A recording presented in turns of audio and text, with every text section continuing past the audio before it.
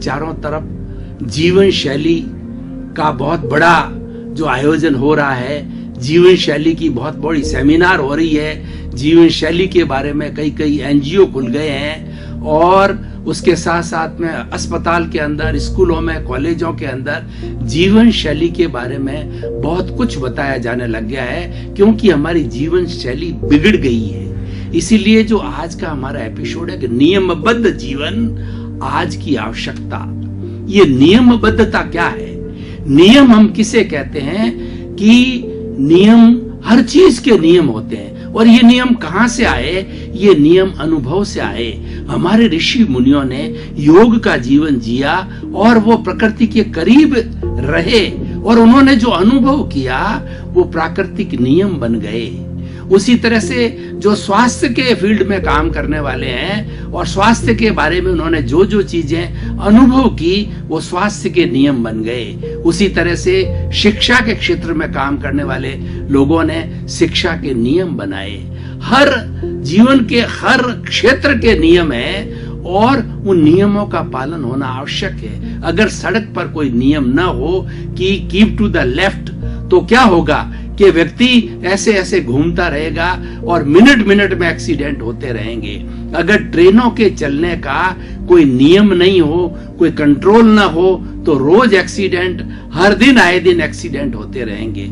इसीलिए नियमबद्धता जरूरी है और जो नियमबद्ध रह करके चलता है उसको जीवन के अंदर कोई कठिनाई नहीं है। हमारे दो तरह के जीवन होते हैं, एक व्यक्तिगत जीवन होता है और एक सामूहिक जीवन होता है। व्यक्तिगत जीवन में हम सिर्फ अपना जीवन जीते हैं और सामूहिक जीवन के अंदर हम अपने परिवार के साथ जीवन जीते हैं, समाज के साथ जीवन जीते हैं, देश के लोगों के साथ जीवन जीते हैं और वैश्विक स्तर पर जीवन जीते हैं। ये सामूहिक जीवन होता है। दोनों जीवन के अंदर नियमबद्धता जरूरी है। नियमबद्धता एक ऐसा सिस्टम है जिससे कि हर व्यक्ति का कार्यशैली का मूल्यांकन किया जा सकता है। कोई व्यक्ति की अच्छाई का पता करना हो तो कैसे पता करेंगे? जो नियमों का पालन करता है वो अच्छा व्यक्ति है, जो नियमों का पालन नहीं करता है वो बुरा व्यक्ति है and he is liable to be punishment और ही इज ऑलवेज पनिश्ड। जितने हमारे कोर्ट बने हुए हैं ये नियमों का पालन नहीं करने के कारण ही जो है वो उनको सजा होती है, जेल भेजा जाता है और फांसी की सजा होती है, उम्र कैद होती है। क्यों? कि नियम बने हुए हैं कि आप हर व्यक्ति आज इस संसार के अंदर जीना चाहता है और सुख से जीना चाहता है, कोई दुख नहीं चाहता। उस व्यक्ति को अगर आप दुख दें और उस व्यक्ति को हम कष्ट दें अनायास ही, तो क्या होगा? ये नियमों का उल्लंघन है। इस नियम के उल्लंघन के कारण we are liable to the punishment. उसी तरीके से समाज में देखिए कि समाज में नियम बने हुए होते हैं कि एक व्यक्ति एक स्त्री के साथ के अंदर शादी करेगा, यानी स्वधार संतोष, एक स्त्री के एक पति होगा और दूसरा है वो एक पत्नी के एक पति होगा। स्वधार संतोष की योजना बनी है। उससे क्या हुआ? नियमबद्धता हो गई कि एक को छोड़ करके संसार के अंदर जितनी भी महिलाएं हैं, अगर छोटी है तो वो मेरी बेटी है, बराबर है तो मेरी बहन है, और उससे बड़ी है तो मेरी माँ के बराबर है, और उससे भी बड़ी है तो मेरी दादी नानी के बराबर है। ये नियमबद्धता हो गई और नियमबद्धता का पालन करने से व्यक्ति सुकून महसूस करता है, व्यक्ति आनंद की अनुभूति महसूस करता है और वह एक अच्छा व्यक्ति होता है, आदर्श व्यक्ति होता है। और अगर नियमबद्धता नहीं हो तो जंगल राज हो जाएगा।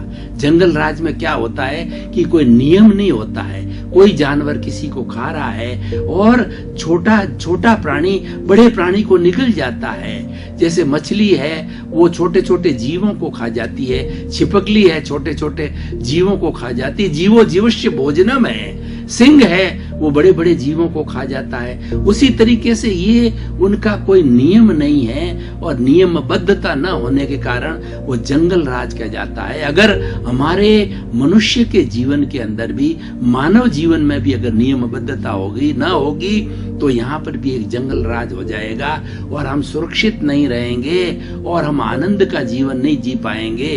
हमारे मनुष्य के जीवन के अंदर 3 तरह के जो है मानसिक स्तर होते हैं। सबसे पहली जो स्तर होता है वो मानव जो है वो सबसे पहला होता है हमारा एनिमल माइंड। एनिमल माइंड के अंदर क्या हमारा भोग है, विलास है, ऐश है, आराम है, वो एनिमल माइंड में आता है। कोई व्यक्ति एनिमल माइंड का हो जाता है, अय्याशी में चला जाता है, उसको कोई भेद नहीं होता है, वो शराब पीने लग जाता है और नॉन वेज खाने लग जाता है और अय्याशी करने लग जाता है। उसके कोई भेद ही नहीं रहता है, बहन का, बेटी का, बड़े का, छोटे का, वो एनिमल माइंड कहलाता है। और दूसरा स्तर देखें, ह्यूमन माइंड होता है।